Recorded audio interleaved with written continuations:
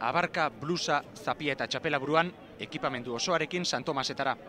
Berdin guraso seme-alabak edo kuadrilan baserritarrak hiriburuan gaur. Jantzita eta dana, noski baiet, jantzin behar da. Baserrikoak esan geha, da beti talua ema preparatzen zentzun, eta guaine guztu. Reivindico que se haga festivo el día de Santo Tomás en Donosti. Gose eta egarriz, Bi bokadillo txistorra nazi. postu inguruak lepo. Atzean lan eta lan 58 txistorra postu, beharrezko osagaiarekin. 100 kilo ekarri dugu txistorra, eta gero gazta eta irugierra ez dakizen bat. Kartelak jendea erakartzeko eta gastua kontrolatzeko prezioak argi. De 40-50 euros te puedes dejar fácil.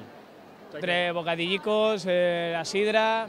Jaia ere garbi mantentzeko 45.000 baso berrera bilgarri jarri dituzte, olia botatzeko ontziak eta errefuxiarako Eguna pasatzea, sagardoa, denetik pixka bat.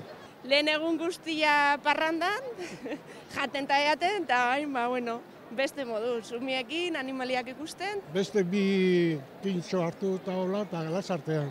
Han festa segitzea. Ozkada eta ozkada artean maikrusi egin diote bisita txikienek. 360 kilorekin eskertu du nolabaiteko lasaitasuna. Kanpoan bestela, ibili ezinean nie. Urtero bezala, txerria ikusi deu, buelta bat eman, eta gero ja aldeztarretik ospa. Dago hainbeste jendezin aizela inora joan. Hori bai, esku utxik inor ere ez. Ogia ikasteko tailerra eta guzti batzuentzat. Ogi tarteko ona hartuko dugu gaur. Ogi nahikoa, hainbeste txistorrarentzat. Gaur jan bakarrik ez, bada bere txistorrarekin lehiatzera ere etorri denik, 25 parte hartzaile guztira, 2014ko txistorrarik onenaren bila.